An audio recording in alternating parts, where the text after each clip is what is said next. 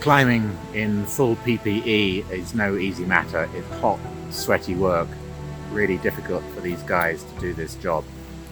Full admiration for them to do this, but we need to know what's killing our sea eagle chicks. Something horrible is going on. It's not a sight I ever imagined seeing in my career of this going on, but it's devastating. But we need to know.